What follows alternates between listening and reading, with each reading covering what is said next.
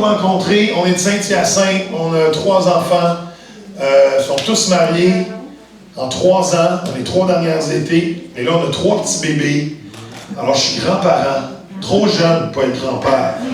J'ai dit à mes enfants, écoutez bien ça, là. J'ai dit à mes enfants, faites-moi pas grand-père avant 50 ans. Et ils m'ont désobéi. C'est peut-être la seule fois dans leur vie qu'ils m'ont désobéi.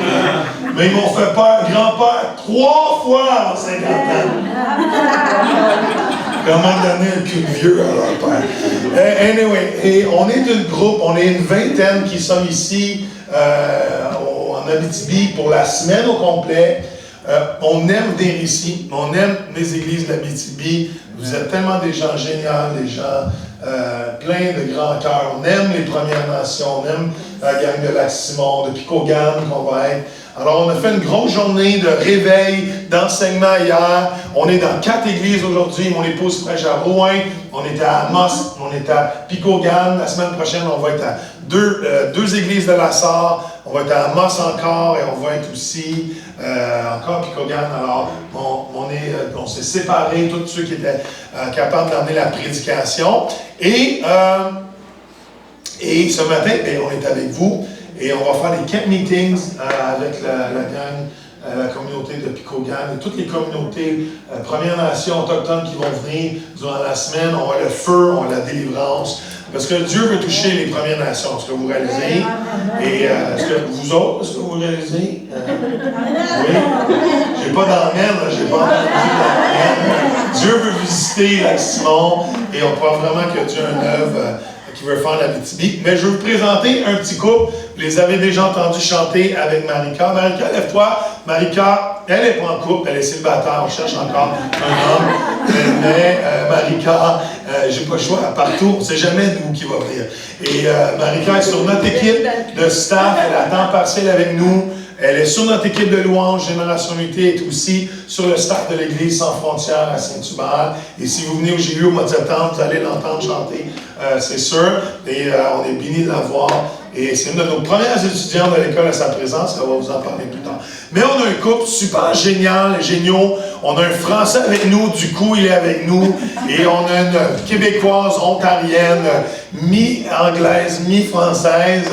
Et ils se sont rencontrés quelque part à Jeunesse en Mission, à Donham. Je ne sais pas si vous connaissez Jeunesse en Mission à Donham.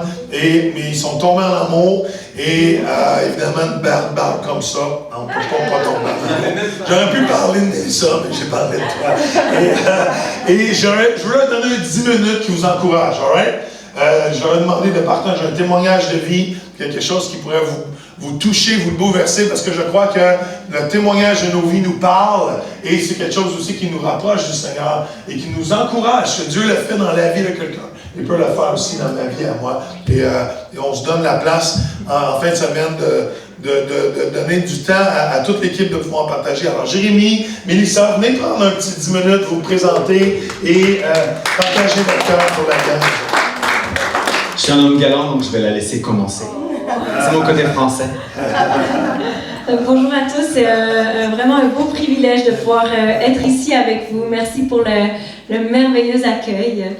Fait que on va faire un petit partage. Donc, je ne sais pas si dans la louange vous avez ressenti que c'était un temps de connexion avec Dieu, c'était un temps de tourner notre cœur vers Dieu puis de lui donner la place et tout ça. Donc mon partage il est par rapport à ça. Donc je voulais parler qu'on revienne au cœur du Père, qu'on revienne à son cœur, qu'on revienne à notre premier amour avec Dieu. Donc je voulais qu'on prenne une petite minute de silence à fermer les yeux. Et puis ce que je voulais qu'on se concentre dessus, ça serait de se souvenir pourquoi je suis Dieu, pourquoi j'ai choisi Dieu dans ma vie. Qu'est-ce qu'il a fait? C'était quoi mon premier amour avec Dieu? Est-ce qu'il m'a déjà parlé? Est-ce qu'il m'a déjà appelé? Est-ce qu'il m'a déjà montré son amour, touché? Si ce n'est pas encore arrivé, vous pouvez lui demander de vous toucher, de se révéler à toi. Mais si c'est déjà arrivé, je vous demande de fermer les yeux. Puis on va prendre une petite minute à se rappeler de qui est Dieu dans notre vie, qu'est-ce qu'il a fait.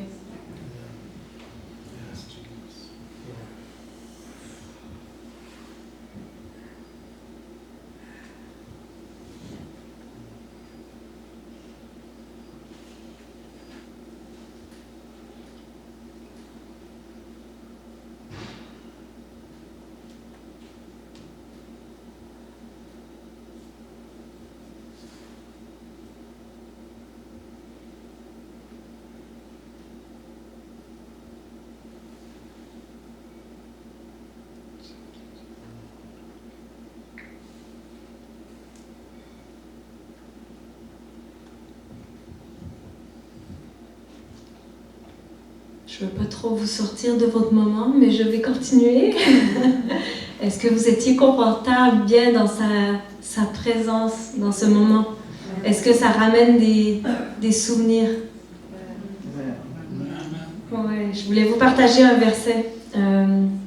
Donc, Ésaïe 64, 8. Cependant, ô Éternel, tu es notre Père. Nous sommes l'argile et c'est toi qui nous as formés. Nous sommes tous l'ouvrage de tes mains. Je pense que c'est important de se souvenir que chacun individuellement, tu as de l'importance pour Dieu. Tu as de l'importance à ses yeux. Et il t'a créé d'une manière unique. C'est lui qui a décidé combien de cheveux tu as, tes traits de personnalité. C'est lui qui a décidé la couleur de tes yeux, ton caractère. C'est lui qui a mis un appel sur ta vie.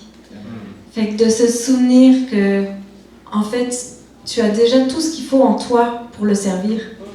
C'est juste de le découvrir et de découvrir Dieu. C'est quoi ta volonté pour ma vie? Tu m'as créé d'une façon, mais tu veux que je te serve de la façon que je suis.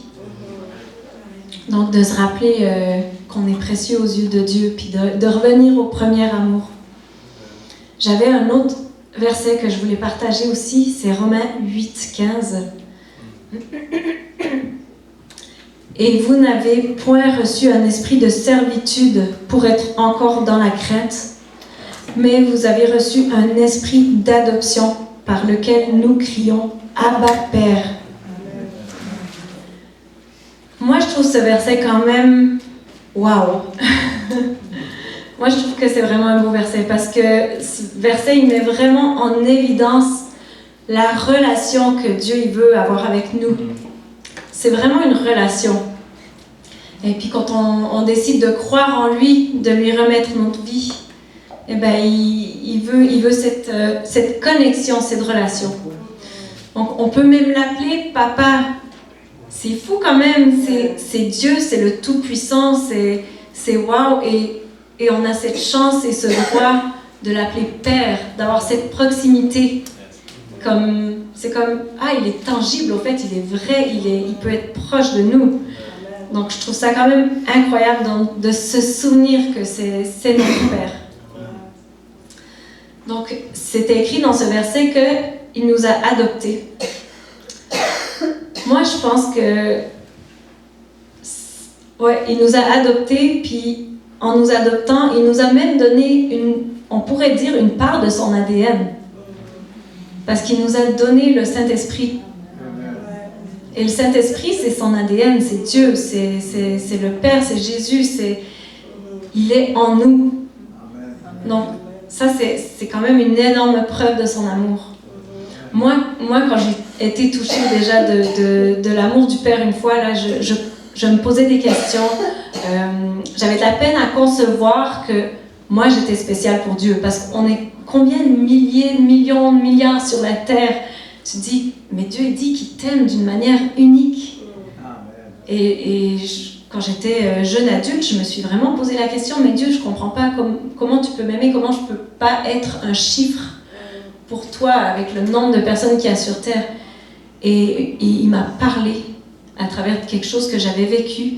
Il m'a touchée, j'ai senti son amour me remplir la tête aux pieds. Et depuis ce moment, j'ai plus jamais douté de son amour. Plus jamais. Fait que je pense que c'est important de prendre le temps. Donc de se rappeler qu'il peut nous parler parce qu'on a son ADN, comme j'ai dit, on a le Saint-Esprit en nous. Donc de prendre ce temps à part parce qu'il est relation. Donc de prendre ce temps à part et de lui poser nos questions, il répond. Il répond dans l'amour, la douceur, et puis il peut te toucher d'une manière que ça te marque toute ta vie, et plus jamais tu vas douter, plus jamais tu vas l'oublier. Donc, c'est ça. Son désir, c'est plus d'avoir une relation qu'on le serve. Oui, il veut qu'on le serve, il a un appel sur ta vie, mais avant tout, bâtis ta relation avec lui. Sois solide en lui. Et il veut te parler, il veut prendre soin de toi. Donc je pense que c'est pas mal ça mon témoignage. Je pense que c'est de prendre des temps à part avec Dieu, puis d'être sensible à son esprit parce qu'il veut nous parler, parce qu'il est réel, il est tangible. Et c'est de pouvoir fortifier cette relation avec lui. Moi, c'est drôle parce qu'on est mariés depuis 16 ans. Ça fait quelques semaines qu'on est mariés depuis 16 ans. Et puis on a préparé ce petit partage chacun de notre bord. Et puis vous verrez à quel point est-ce que ça fit l'un dans l'autre, parce que Mélissa partage vraiment sur l'importance de prendre du temps. Et puis moi, ce que j'avais à cœur quand je priais pour vous, quand je priais pour nous, c'est l'importance de faire de la place. On vit tellement dans un monde qui est bruyant. Tu sais, on est tellement occupé. Je sais pas à vous, à Sainte-Terre, c'est peut-être différent qu'à Granby, là où nous on habite, mais en tout cas, chez nous, c'est quand même très bruyant. Tu sais, pas bruyant au niveau de la circulation, mais on a tellement d'occupations. On est tellement occupé, on a tellement de passion, d'activités, les enfants, etc., etc. Et puis, ça fait qu'au bout d'un moment, c'est comme si le temps qu'on passe dans le Seigneur, il se rétrécit. Il se rétrécit. Et tout ce qu'on utilise comme activité, comme temps autour de nous, il agrandit. Et puis, souvent, on est pris par des choses qui sont même pas nécessairement des péchés. Tu sais, moi, j'aime beaucoup les séries télé, j'aime beaucoup la musique, tu sais, je fais de la guitare. Et puis, tu sais, c'est pas nécessairement en soi des péchés, des choses qui sont graves. Je vais pas tromper ma femme, je vais pas faire un meurtre ou bien voler une banque. Mais en même temps, c'est toutes des choses qui me volent de la présence de Dieu, d'une certaine manière. Puis j'ai écouté un message d'une artiste que j'aime beaucoup, elle s'appelle Stephanie Grenzinger, je massacre sûrement son nom. Grenzinger, c'est quelque chose comme ça. Et puis, elle, ce qu'elle disait, c'est « The more we come close to God », je vais vous le traduire après, « The more we come close to God, the less we carry ». Donc le plus on s'approche de Dieu, le moins on transporte de choses, le moins on prend des choses avec nous. Et le plus on doit faire du vide, en fait, d'une certaine manière. Donc moi, ce que je veux vous encourager maintenant, et puis dans les prochains jours, c'est un petit peu de faire une introspection, de regarder un petit peu à l'intérieur de vous, ok, c'est quoi les choses qui font du bruit pour moi? C'est quoi les choses qui m'empêchent de connecter avec le cœur du Père, comme Mélissa elle parlait tout à l'heure là. Et on a tellement, comme tu sais, on a tellement un privilège énorme de pouvoir être dans sa présence. C'est tellement puissant, la présence de Dieu. Et on le vole tellement souvent par des réseaux sociaux, des activités. J'ai rien contre les réseaux sociaux, j'ai rien contre les activités, mais en même temps, il faut que les priorités soient à la bonne place. Puis vite, l'année dernière, c'est ça, 2024, ouais, ça fait déjà 1 an et demi, avec Mélissa, ça fait en fait 2 ans et demi.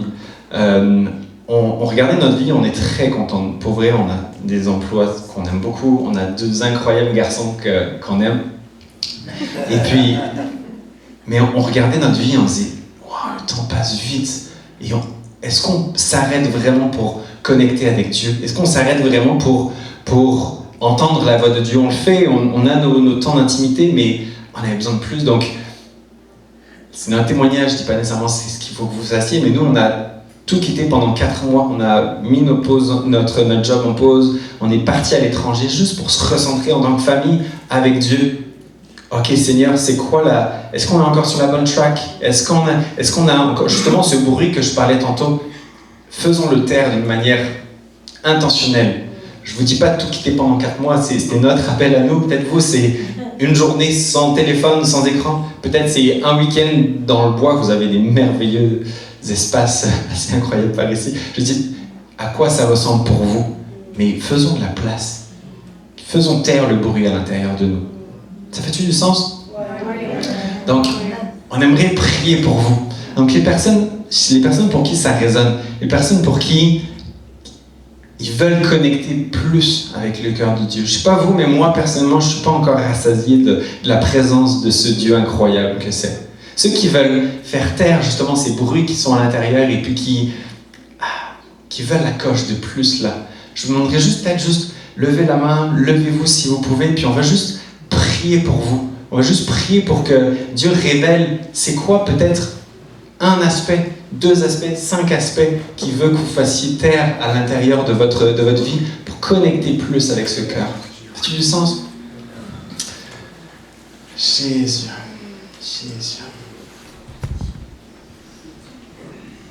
Ah, Jésus, tu es tellement bon. Tu es tellement grand, Seigneur, et il n'y a pas de limite à ta beauté. Seigneur, tu nous as créés tellement uniques. Tu nous as créés tellement avec nos dons, nos habiletés, nos capacités, mais tu nous as créés dans ce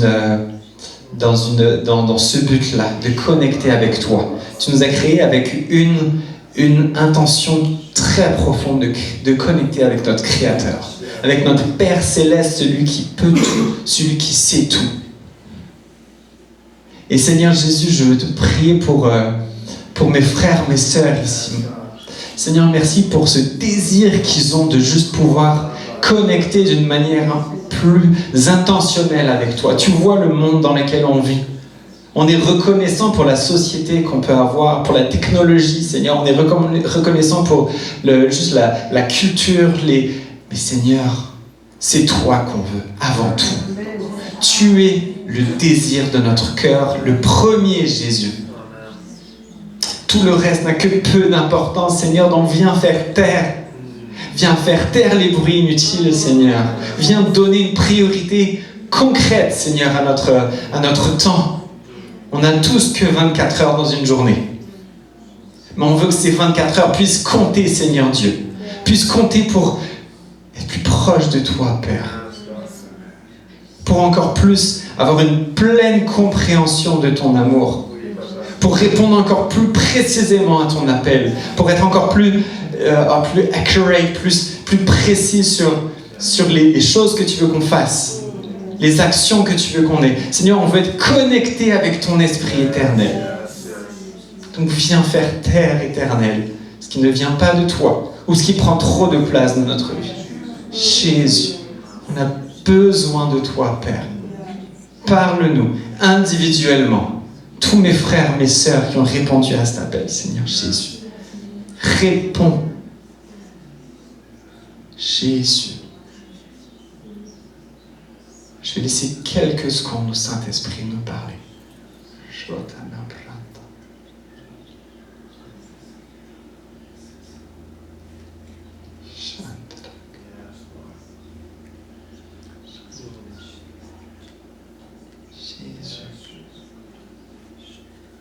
Jésus, merci Père éternel.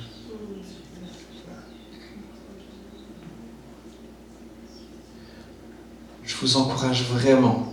Ce qui est monté à votre cœur, ce que vous devez abandonner, mettre à la croix, il n'y a pas de plus grand sacrifice. C'est peut-être un détail, c'est peut-être, je ne sais pas, c'est peut-être un petit détail, mais faites-le intentionnellement. Pas de plus grand privilège d'offrir un sacrifice au pied de la croix pour servir le roi. Jésus.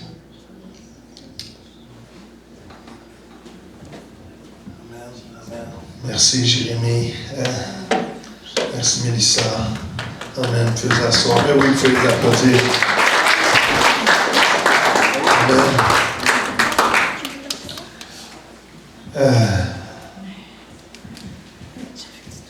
On veut parler d'espoir ce matin. Ça vous tente-tu d'aller à un autre niveau d'espoir? Il n'y a pas de limite à l'espoir qu'on peut avoir en Jésus. Après, on va le faire. Et j'ai une demi-heure, après on va faire les annonces, c'est ça? Après on va aller tous manger. Y a-t-il un restaurant ici qui est connu à Sainte-Terre? Tu as préparé de quoi? Tu as fait de la nourriture cette nuit? All right. Je veux vous parler d'espoir, je crois, dans le monde dans lequel nous vivons aujourd'hui. On doit augmenter notre niveau d'espoir. Qui croit que le monde qui nous entoure a besoin d'espoir? Quand on regarde les nouvelles, ils ont besoin d'espoir. Et c'est qui donne le plus grand espoir? C'est Jésus. Qui a Jésus dans son cœur aujourd'hui? Amen. Mais je crois qu'en tant que croyant, en tant que chrétien, nous sommes appelés, ça peut que ma voix craque quelquefois aujourd'hui, des fois ça fait et je crois qu'en tant que croyant, qu'enfant de Dieu, que fils et filles de Dieu adoptés par le Papa, on est appelé à vivre avec un haut niveau d'espoir. Il n'est pas normal pour des chrétiens de vivre avec un bas niveau d'espoir. Je comprends que ça peut arriver, je comprends qu'on vit des moments difficiles, je comprends qu'il y a des épreuves dans la vie, et je suis plein de compassion, j'ai eu ma part de défis, un cancer à 33 ans, un burn-out à l'âge de 28 ans, plein de choses qu'on affronte, mais quand on a Jésus en nous, même si on affronte des épreuves dans le sphère de l'humain, on a une valve au ciel, on a un tuyau d'espoir qui est connecté à notre cœur parce qu'on sait que Jésus vit en nous. Amen.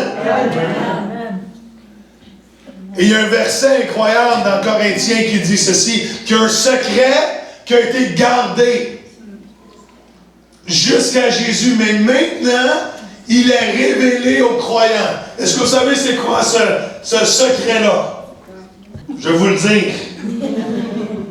C'est Christ en moi. C'est quoi la suite? L'espérance de sa gloire. Comment? Si ça vous excite pas le poil des jambes ce matin, laissez-vous un petit peu, alright? Parce que Christ en moi, c'est l'espérance de sa gloire. Comment? Et l'espérance dans la Bible, c'est pas l'espérance au Québec. Au Québec, l'espoir, c'est j'espère que. L'espérance, c'est j'espère qu'il va faire beau. Comprends-tu? J'espère que la journée va bien se passer. Je suis pas trop sûr. J'espère. Est-ce que vous me suivez? Quand on espère ici dans notre culture québécoise, je ne sais pas si c'est la même chose dans les Premières Nations, mais j'espère, mais je suis vraiment pas sûr que ça va arriver. Est-ce que vous me suivez? Mais dans la Bible, l'espérance n'est pas insécure. La vraie définition de l'espérance dans la Bible, c'est une ferme conviction que quelque chose de bon va arriver. Comment? Ça, c'est l'espérance. Christ, en moi, est la ferme conviction que sa gloire va se manifester. C'est pas juste j'espère, je ne sais pas vraiment, peut-être que Jésus va venir, peut-être qu'il ne viendra pas, peut-être que sa gloire va se manifester. Non, je pense non, c'est la ferme conviction. Comment? Même une version anglaise qui va dire que Christ en moi est comme un fleuve d'espérance. Comment? Qui veut un fleuve qui coule dans ta vie et qui remplit tous les aspects de ta vie d'espérance? Comment? Les chrétiens, on doit avoir un haut niveau d'espoir. Parce qu'on a la plus grande espérance. Comment? Christ est mort et ressuscité pour ma vie et je sais que j'ai la vie éternelle avec lui. J'ai aucun souci, aucune inquiétude que je devrais avoir parce que j'ai la plus grande espérance. Christ en moi. Comment? Dites à votre voisin, Christ en toi, c'est l'espérance de la gloire. Est-ce que Christ est en toi ce matin? Comment? Sinon, c'est un bon temps. Si Christ est en toi, c'est une bonne journée pour le recevoir dans ta vie. Je veux juste vous le dire. C'est une bonne journée pour changer complètement votre vie. Quoi, à août 13, on est quoi aujourd'hui? 17. Aujourd'hui, 17 à août. Si vous n'avez jamais donné votre vie à Jésus, c'est une bonne journée pour le faire. Comment? Il fait soleil, il fait beau, c'est une belle journée, il n'y a pas trop de vent. Comment? Jésus veut rentrer dans ta vie ce matin. Jésus veut te donner de l'espoir. Et il y a un autre verset, je veux vous parler, je ne sais pas si on a le temps de tout passer les notes à matin, mais anyway, on va se rendre qu'on peut se rendre. Et le verset, c'est le psaume 5, versets 3 et 4. Hein? Je vais vous lire une version française, ensuite je vais vous lire une version anglaise traduite. Dans la version Parole de vie, ça dit ceci: Mon Dieu et mon roi, sois attentif quand je fais appel à toi. Seigneur, c'est toi que je prie. Le matin, tu entends ma voix. Le matin, je me prépare pour toi et j'attends. Comment? Et la version anglaise dit j'attends avec anticipation. Comment? L'espérance, c'est l'anticipation que quelque chose de bon va arriver. L'espérance, c'est la ferme conviction que quelque chose va arriver dans ma vie de bon parce que Dieu, comment veut agir, Dieu veut se manifester, Dieu veut bouger, Dieu veut démontrer sa gloire. Comment? Amen. J'ai 2 amen. Comment, guys? Amen. Comment? Dieu veut se manifester dans votre vie. On a un Dieu qui agit encore aujourd'hui. Et le psaume, c'est le roi David qui écrit ce psaume-là. Il dit, le matin, tu vas entendre ma voix. Comment? Et je vais attendre avec anticipation. Le matin, je vais me préparer. Pas le soir quand la journée est finie. Il y a quelque chose d'extraordinaire quand on se lève le matin et on dépose notre vie devant Dieu. Comment? Et j'attends avec anticipation. Il y a quelque chose d'incroyable qui va arriver. Écoutez bien la version anglaise que j'ai traduite pour vous. Ça dit ceci, n'entends-tu pas quand je crie vers toi? Mon roi et mon Dieu, considère chacune de mes paroles, car je fais appel à toi. À chaque lever du soleil, tu vas entendre ma voix, alors que je prépare un sacrifice de prière pour toi. Chaque matin, je dépose les morceaux de ma vie sur l'autel et attends que ton feu tombe sur mon cœur. Come on! Wow! J'aime cette version-là. Des fois, on devrait avoir des versions anglaises traduites. Comment? À chaque matin, il y a une clé. C'est quoi ton nom? Nathalie, il y a une clé. Il y a une clé quand on se lève et chaque matin, on dépose les morceaux de notre vie sur l'autel. Comment? Qui sait que notre vie, des fois, est en morceaux? Hein? Qui sait? Comment? Il y a des bons, il y a des bénis, il y a des moins beaux morceaux de notre vie. Mais Dieu dit, chaque matin quand tu te lèves, là, attends pas d'avoir vécu ta journée sans moi. Attends pas d'arriver le soir et dire, Seigneur, merci pour la journée. Non, le matin, dépose tous les morceaux de ta vie. Ceux qui vont bien, ceux qui vont mal, ceux qui sont heureux, ceux qui sont tristes, ceux qui sont du succès, ceux qui sont un échec. Comment chaque morceau de ta vie, dépose-le sur l'autel et attends que Dieu embrasse ton cœur. Attends avec anticipation. Comment? Que quelque chose de bon va arriver aujourd'hui. Comment ça changerait votre vie? Comment? Au lieu que vous levez du mauvais bord du lit. Est-ce qu'il y en a qui sont grognons le matin? Non, il y en a qui ont fait la vie. Oh boy, ça j'aime ça. J'ai pas le temps d'utiliser ça, mais j'arrête.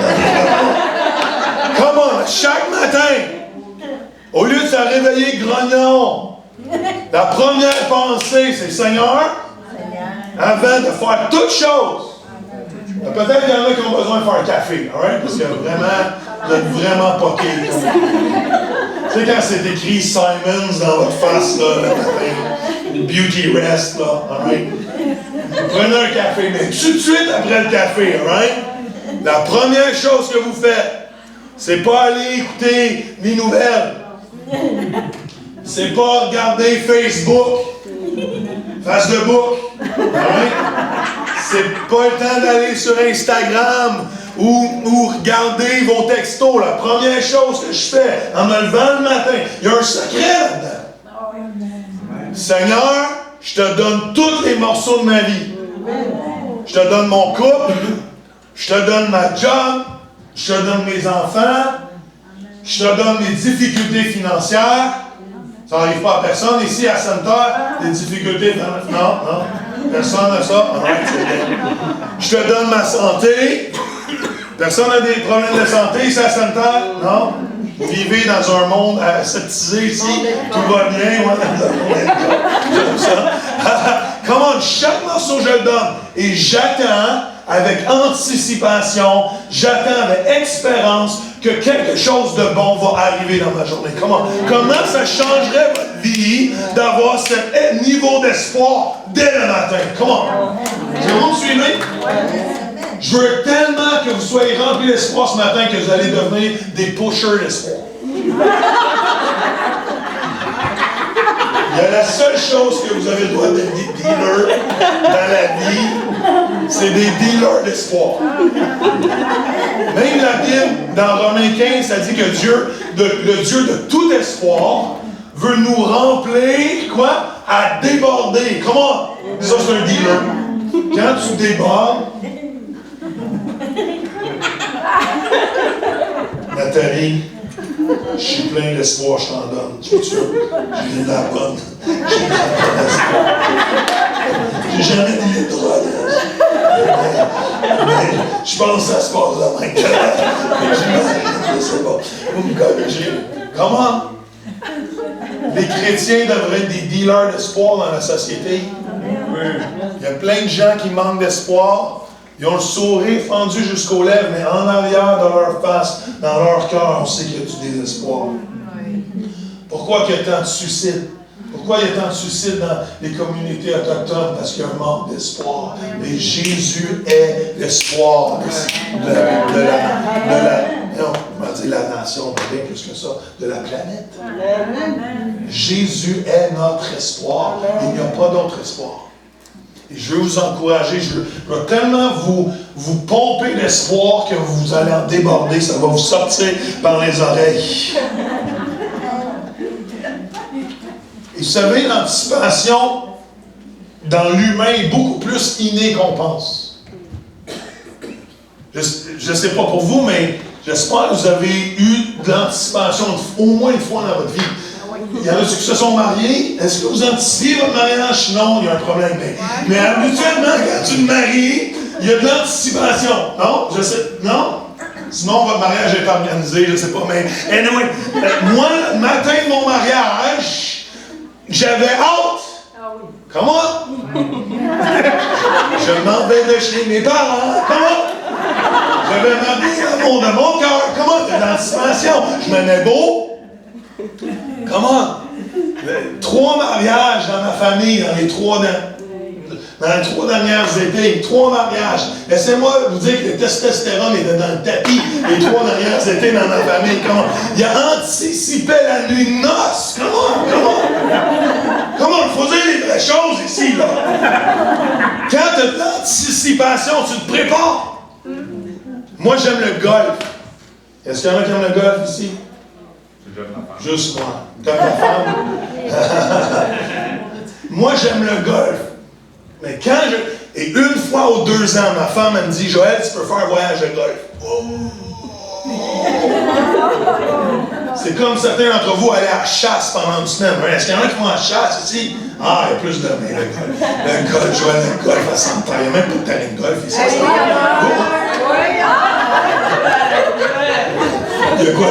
2 trous, 3 trous, 9 trous, un beau excuse Nathalie. Il faut que j'aille le jouer. Mais là, je suis tellement anticipatif de ma semaine de golf, je me prépare. Une semaine d'avance. Je prépare tous mes petits kikits de golf, mon chandail rose avec mon pantalon noir, mon chandail blanc avec mon pantalon bleu, toutes mes casquettes, toutes mes ceintures. J'ai l'air d'une petite fille qui s'en va chez sa grand-mère. Je me prépare, je lave mes bâtons 3 fois pour être sûr qu'ils sont pas. Pourquoi? Parce que je sais que quelque chose de bon s'en vient. Est-ce que vous me suivez? On a eu 3 bébés. Qu'est-ce qui arrive quand tu anticipes une naissance? Qu'est-ce qui arrive? Tu te prépares. C'est ce que David nous a dit. Quand tu anticipes quelque chose, tu prépares. Imaginez-vous si on était capable de transférer l'anticipation de ce que Dieu va faire dans le spirituel et avoir le même enthousiasme que je ne sais pas ce que Dieu va faire, mais le même enthousiasme de mon voyage de golf, la même préparation une semaine d'avance avant de voir la manifestation. Si je le transfère dans le monde spirituel et je commence à préparer mon cœur parce que je sais que Dieu va faire quelque chose. Je commence à préparer ma vie, arranger mes finances, arranger ma vie, parce que je sais que quelque chose de bon s'en vient. Imaginez-vous la foi qui monterait dans notre cœur si on se préparait d'avance, sachant que Dieu va faire quelque chose. C'est toute une différence d'anticiper et de se préparer au lieu de dire, d'attendre que Dieu passe un moment donné. Est-ce que vous me suivez? Un il est dans l'attente, l'autre il est dans l'anticipation. Un il est dans la foi. Mais je vais être franc avec vous, il y en a, vous êtes des professionnels d'anticiper le pire.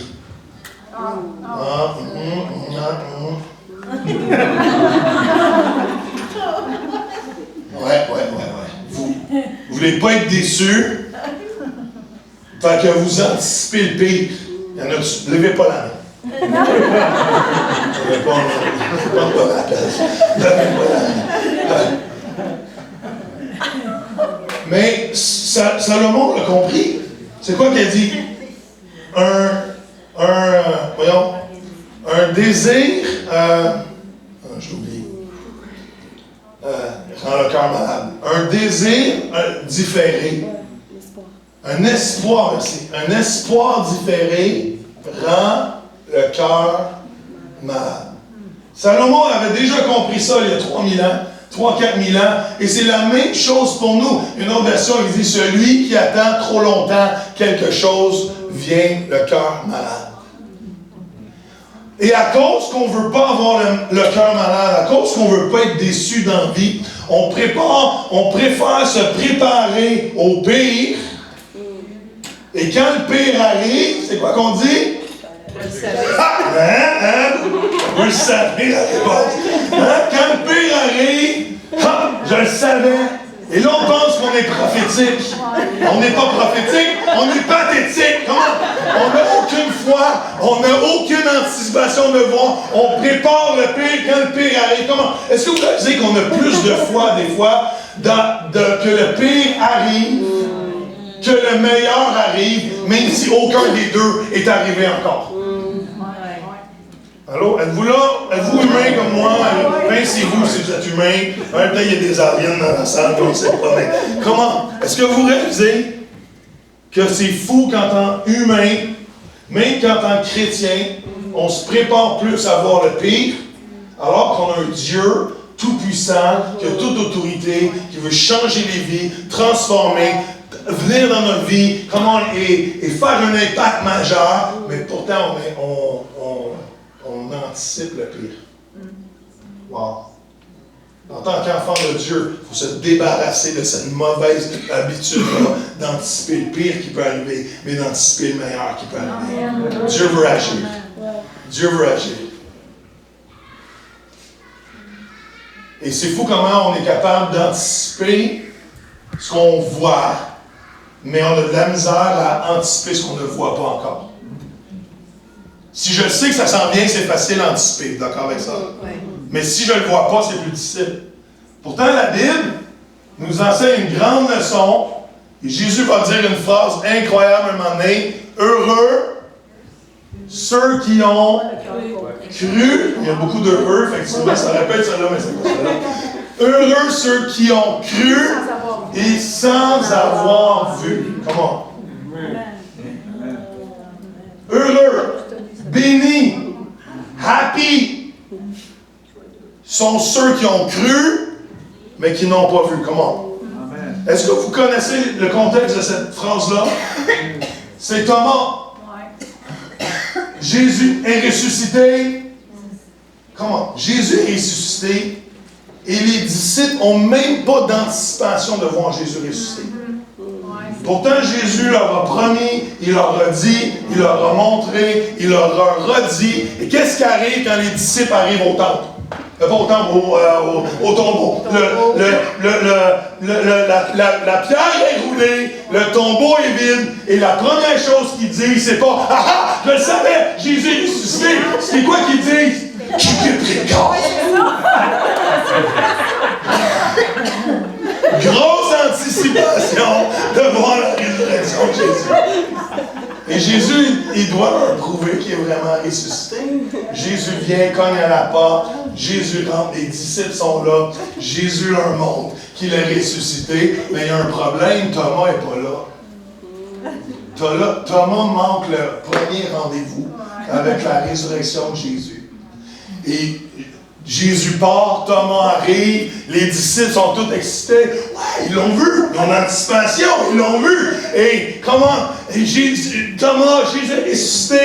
Et là, Thomas va dire sa phrase la plus connue de toute sa vie. Je vais le voir quand je vais le croire. Je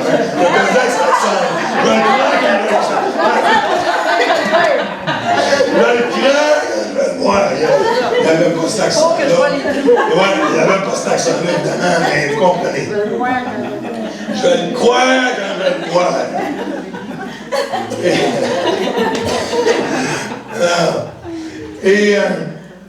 Et Jésus attend une semaine, juste pour le laisser poireauter un peu peut-être. Et une semaine plus tard, Jésus vient, et Jésus vient et dit, Thomas, il dit, mets tes mains. C'est une image, une leçon d'objet que Thomas a eue cette journée-là. Mets ton doigt dans ma main. Et mets ta main dans mon côté. Et Thomas tombe à genoux, ça dit, je crois Seigneur, je crois Seigneur. Et Jésus lui dit, tu crois parce que tu as vu. Mais heureux, comment? Heureux ceux qui ont cru et qui n'ont pas vu. Comment?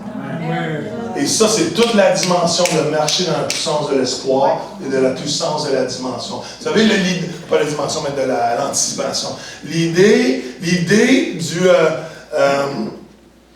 mot béni, ça veut dire, c'est un avantage donné aux croyants. Il est avantageux pour le croyant de croire sans voir. Comment? En position de voir la gloire de Dieu sont ceux qui croient sans avoir vu. Est-ce que vous me suivez? Est-ce que vous voulez l'avantage que Dieu donne aux croyants ce matin? Est-ce que vous voulez la bénédiction que Dieu donne aux croyants ce matin? Il y a un avantage, il y a une position dans laquelle on se met de voir la gloire de Dieu quand on ne croit et on ne voit pas encore. Comment? À la fin, c'est simplement la foi.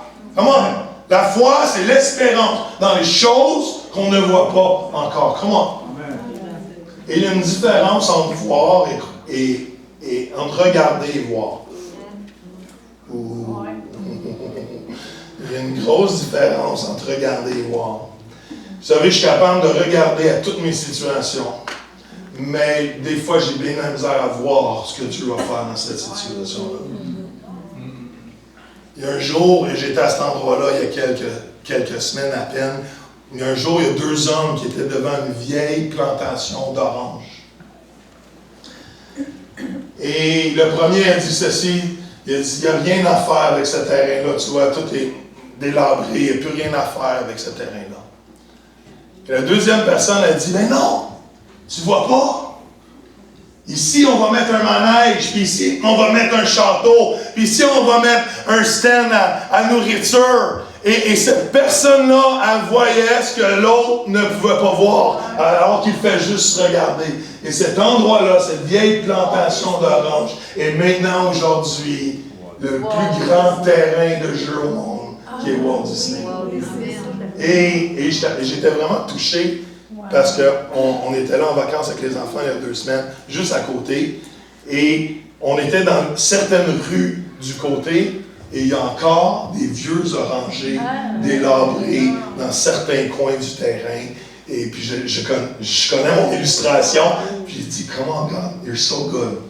Et il y a une grosse différence entre regarder et voir. Et en tant que croyant rempli d'espoir, on est appelé pas à juste regarder, mais à voir. Comment?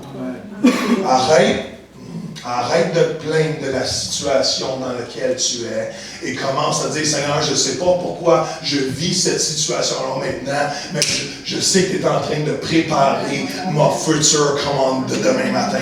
Je ne sais pas pourquoi je passe dans cette saison maintenant, mais je sais que tu es en train de préparer ma prochaine saison. Je ne sais pas comment tu vas le faire, je ne sais pas comment ça va se manifester, mais je me prépare parce que j'anticipe quelque chose de bon qui va arriver. Comment? Une journée, Abraham n'a pas d'enfant, et le lendemain, il était le père d'une nation. Comment?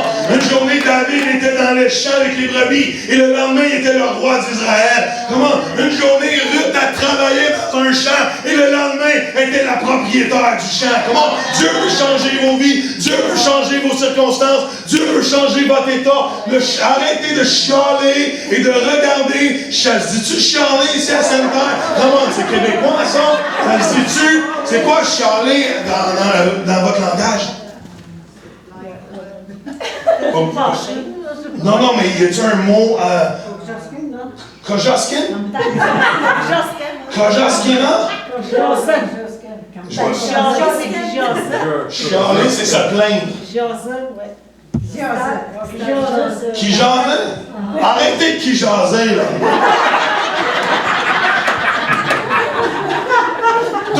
Toutes les nationalités se plaignent quelque part. Arrêtez de regarder à vos situations, commencez à vous préparer. Je sais que Dieu va vous faire passer au travers. Comment? Même si je marche à travers la vallée de l'ombre de la mort, je ne crains aucun mal, parce qu'il est avec moi. Comment? Alright? Ok, tu me donnes 5 minutes, Luc? 5? 5 de pasteur, c'est 10. Right? C'est un 5 minutes américain, ça va. Alright, 5 choses, rapidement. Oui, prenez des notes. Nathalie, tu prends des notes. Oui, comment? 5 choses. 5 choses que je veux que vous commenciez à anticiper à chaque matin quand vous vous levez. Right? Prenez-le sur vos cellulaires s'il faut, je vous donne la permission de sortir vos cellulaires. 5 choses. C'est quoi j'ai dit? C'est quoi le secret que David nous enseigne à chaque matin? Je me lève, comment je me brosse les dents, comment je prépare mon petit café et je dépose tous les morceaux de ma vie sur l'autel, alright? Et j'attends avec anticipation, ok?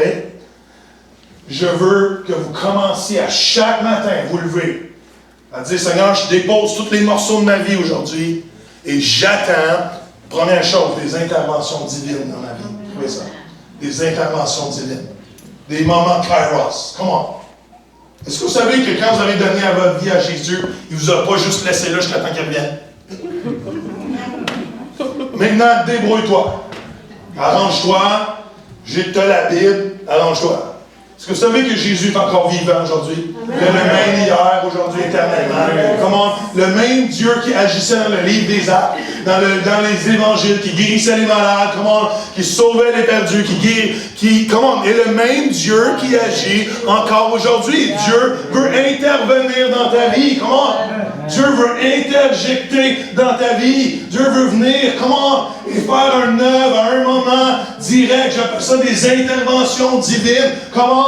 Ou quand je pleure et je crie devant Dieu, Dieu veut venir. Comment? Et me donner sa paix. Comment? Quand je suis découragé, Dieu veut intervenir dans ma vie. Comment? Et me donner de la joie. Comment? Dieu ne me laisse pas pourrir jusqu'à temps qu'il vienne. Il agit encore aujourd'hui. Amen. Quand Mélissa disait qu'on est les enfants de Dieu, comment on est adoptés? Comment? Est-ce que peut-être vous ne savez pas, mais dans ma vie, je suis l'enfant préféré de Dieu. Je suis le président des enfants préférés de Dieu. Right? Le problème, c'est que vous l'êtes aussi.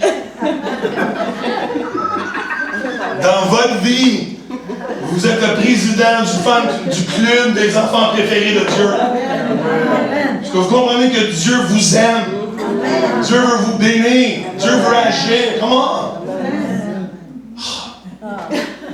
J'appelle ça des kisses from a good God.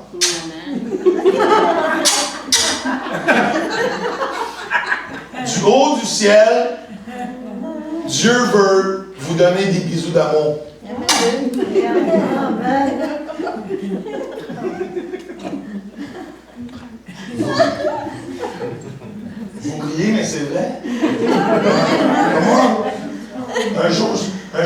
un camion neuf, j'avais pas vraiment les sous pour le faire.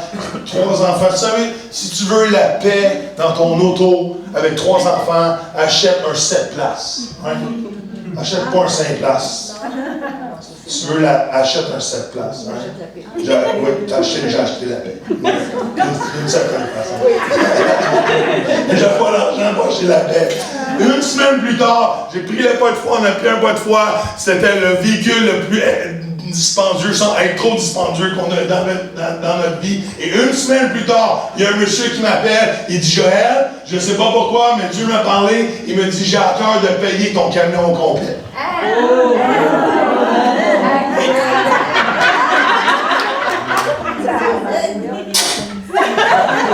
Bisous d'un bon Dieu. Comment? Vous me suivez?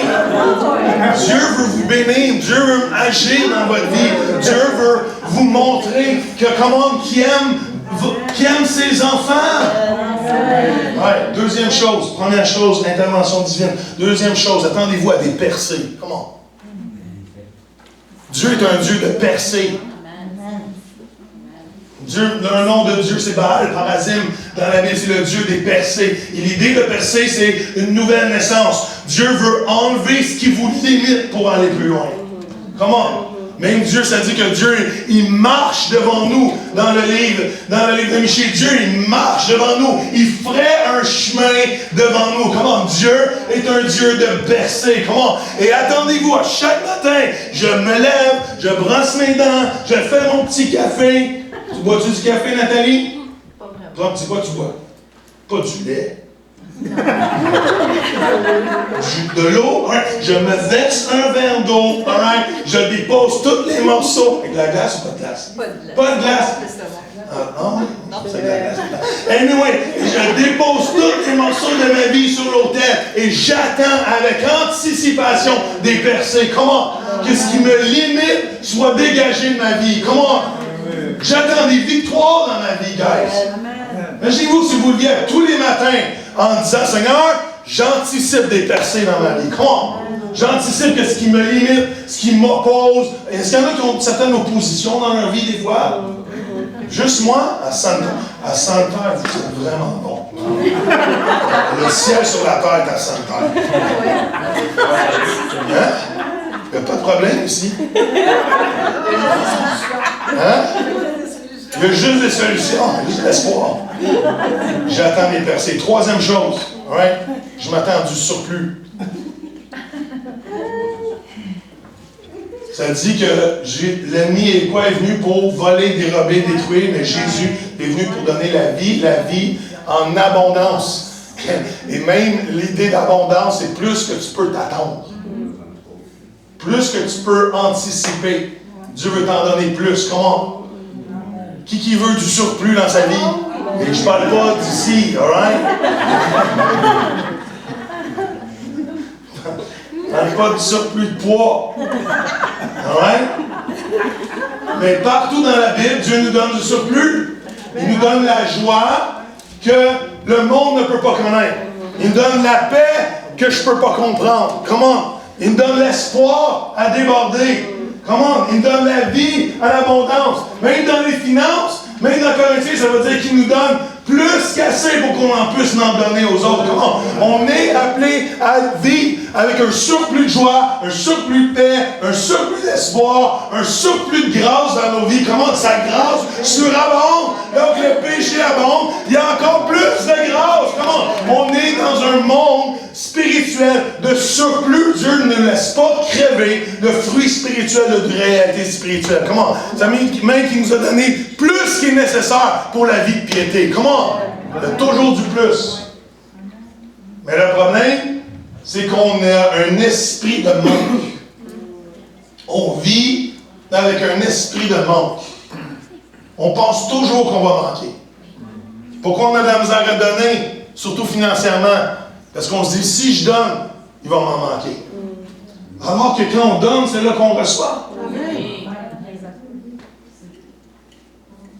Est-ce que vous êtes, ça commence à être vieux, mais est-ce que vous vous rappelez ce qui s'est passé au début de la COVID? Quand l'esprit de manque a gagné la planète au complet. Les toilettes. À chaque fois que j'en parle, les gens le savent. Tout le monde sait qu'on a été sur un esprit de manque pendant au moins une couple de jours. Je ne sais pas ce qui s'est passé, mais il y a un gars chez Costco, dans l'allée du papier de toilette, qui s'est dit.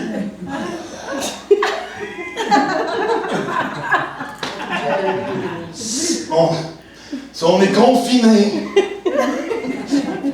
ça me prend du papier de toilette. Et là, le gars est parti avec son 2-3 paquets, et là, tous les autres dans la rangée ont dit. Lui, il n'est pas fou. Il dit, moi aussi, j'ai besoin de papier de toilette. Et la file entière de la planète, je ne sais pas comment ça s'est passé, mais il y a un manque de papier de toilette partout sur la planète. C'est comme le monde disait, je m'en fous de mourir de la COVID. Mais si je meurs de la COVID, je vais mourir les fesses. Ça, c'est ça. Un esprit de manque. Comment? En tant qu'enfant de Dieu, on n'est pas appelé à marcher sous l'esprit de manque. Comment on est dans un esprit de surplus. Alors, quatrième chose, je me lève le matin, je fais mon café, je mets, pour d'autres, je mets un verre d'eau, pas de glace. Et je m'attends à des miracles. Le même Dieu qui guérissait, le même esprit qui agissait dans le livre des Actes, est le même esprit qui agit aujourd'hui. C'est le même esprit.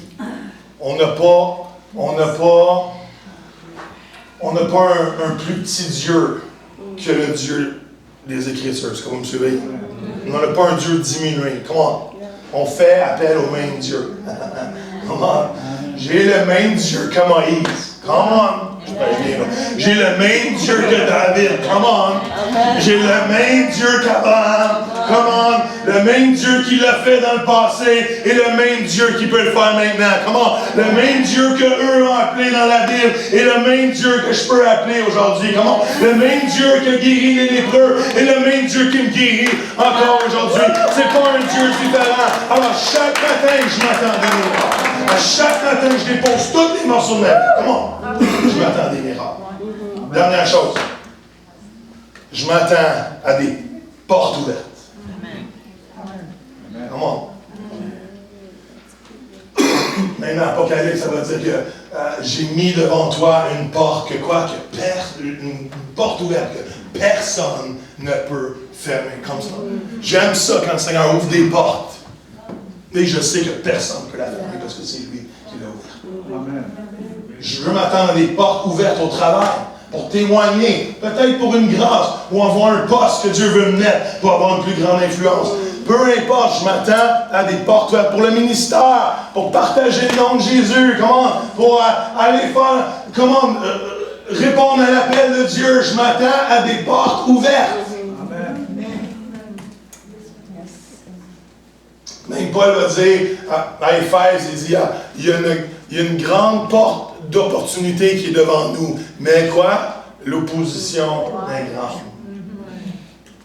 Et je ne sais pas pour vous, mais moi, ça m'est arrivé souvent dans ma vie qu'au moment que j'arrivais pour mettre la main sur la poignée de ma destinée, il y a ce que j'appelle des chiens de malheur qui commençaient à japper après moi. Je ne sais pas si vous avez déjà remarqué, quand vous êtes devant un choix de faire un pas de foi pour Dieu, les chiens de malheur, dogs of doom, ça se dit ça? Dogs of doom vont commencer à vous chialer après, à vous japper après. Ah, tu ne seras jamais capable. Ah, qu'est-ce qui fait que tu penses que toi tu vas réussir? Quand on a relâché notre Église il y a 4 ans pour sauter dans le pas de foi de faire un ministère Génération Unité,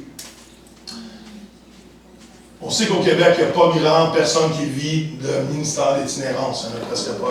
J'en connais 2. C'est Luc Gingras, Luc Dumont, puis il chante beaucoup mieux que moi. Juste à écouter ma voix matin, c'est facile.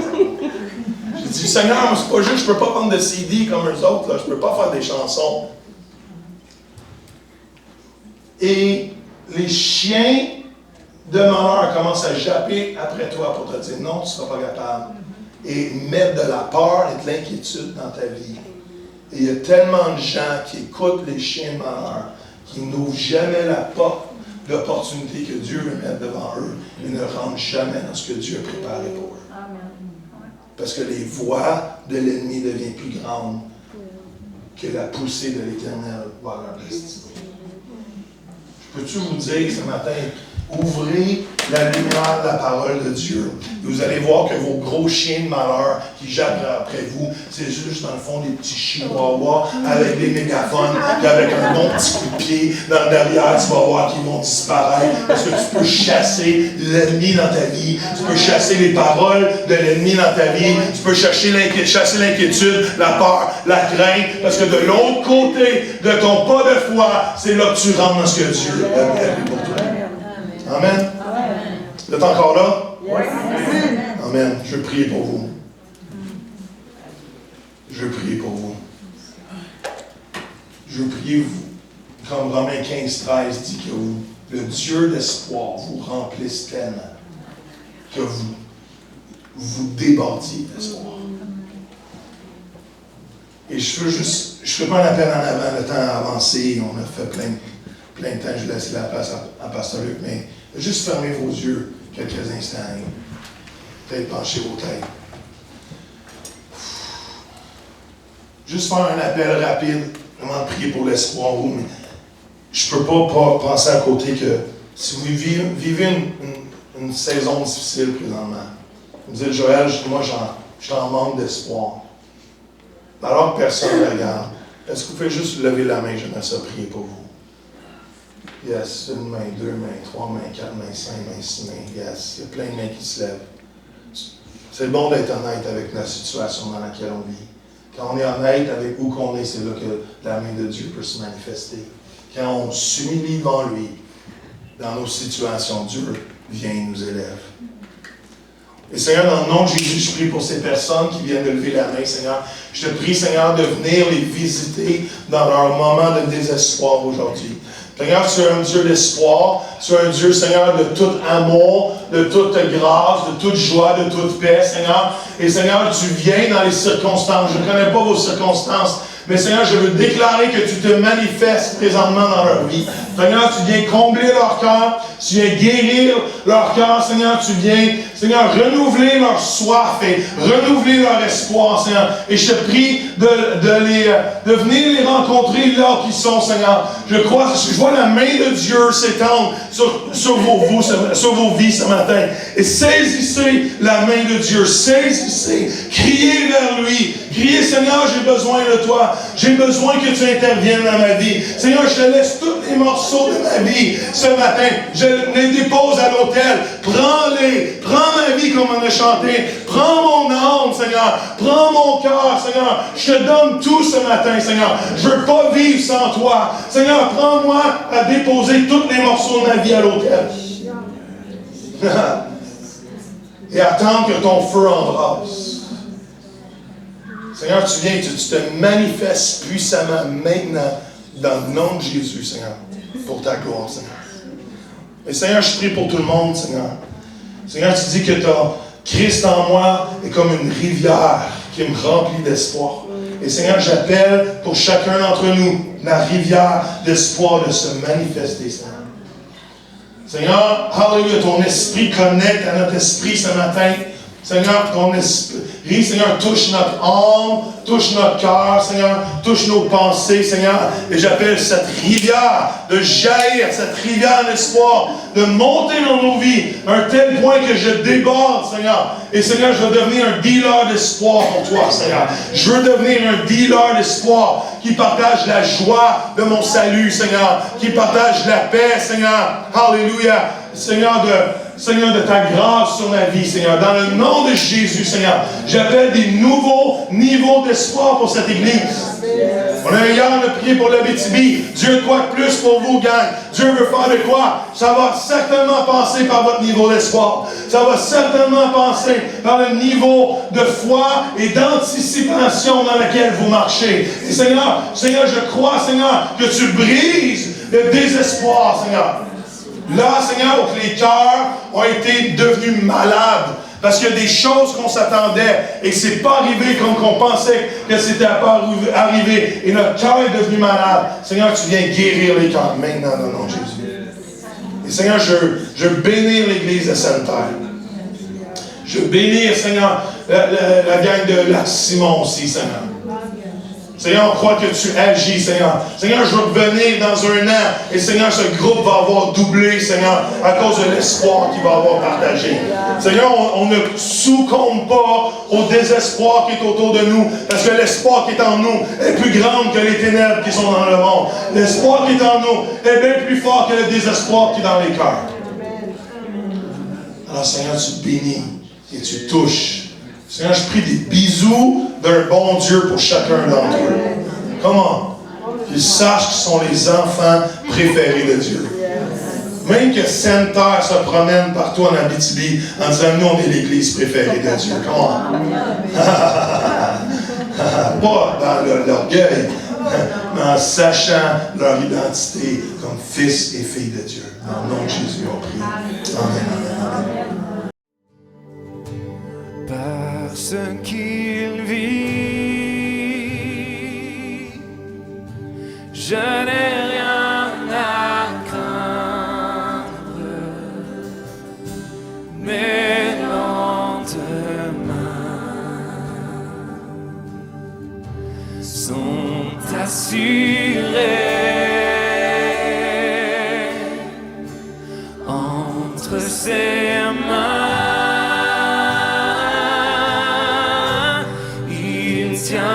Ma vie pour ce temps et l'éternité,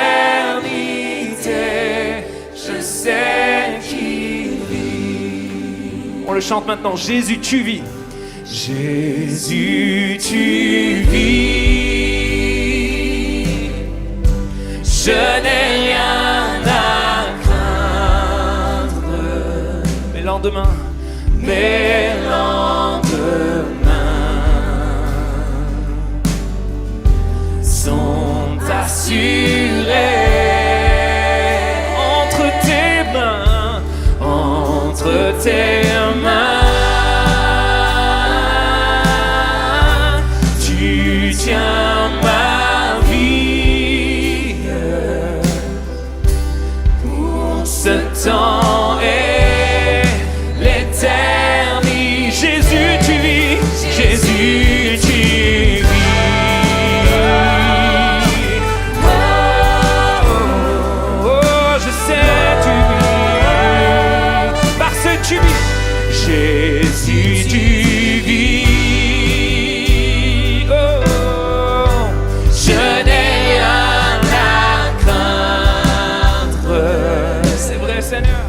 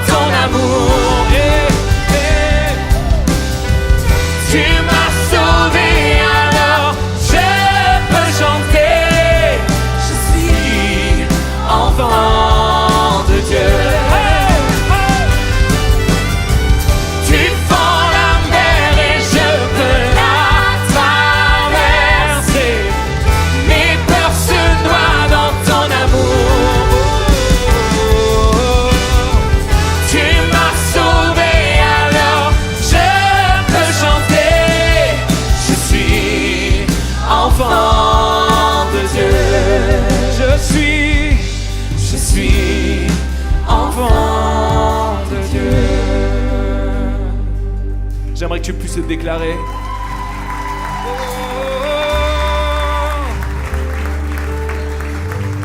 Alléluia.